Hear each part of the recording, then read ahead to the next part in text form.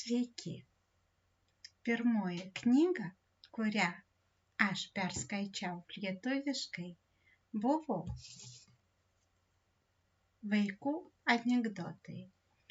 Šią knygą iš pradžių skaitė mano dukra su savo mokytoja. Vėliau mes pradėjome skaityti ją kartu. Dukra daug geriau suprato ir vertė.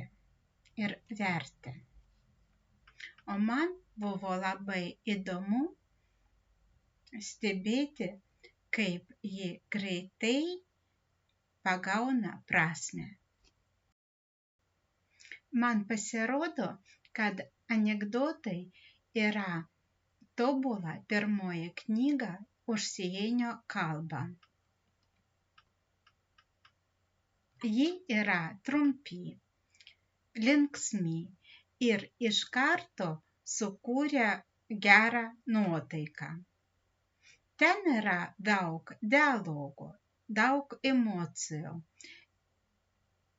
Ir anekdotai yra įvairiams lygiams.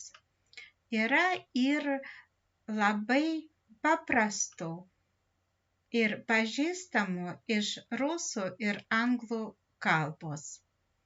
Todėl jos lengva suprasti. Buvo ir tokie paprasti anekdotai, kad aš supratau iš karto. Pavyzdžiui. Dabar prašom prie stalo. Prie ko tu, Algiuk, norėtum sėdėti? Prie torto. Arba kitas. Kodėl gavai dvejetą? Mokytoja klausinėjo apie tuos laikus, kai aš nebuvau gimęs. Man labai patiko, kad anekdotuose naujus žodžius supranti ne iš konteksto, o iš situacijos logikos. Pavyzdžiui. Į ką panašus tavo mažasis broliukas? Iš akių į mamą, iš plaukų į tėtę, iš balso į greitąją pagalbą. Čia viskas aišku iš pačios situacijos, net jei nežinai visų žodžių. Žinoma, buvo ir sunkumų. Man buvo labai sunku skaityti sutrumpintus žodžius. Kai žodis buvo be galūnės, aš iš karto sustodavau. Buvo ir daug trumpų žodelių, kurie nereiškia nieko, bet trukdo skaityti.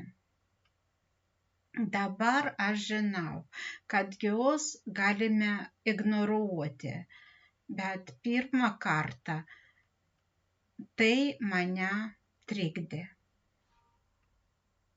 Kai kurie anekdotai man ypač patiko,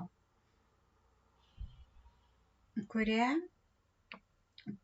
iš karto pakelia nuotaiką, nes juos lengva suprasti be žodyno ir ten nėra sudėtingos gramatikos.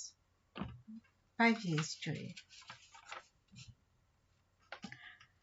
Tėti, kokios čia uogos? Juodieji serbentai. Betgi ji rudi dėl to, kad žali.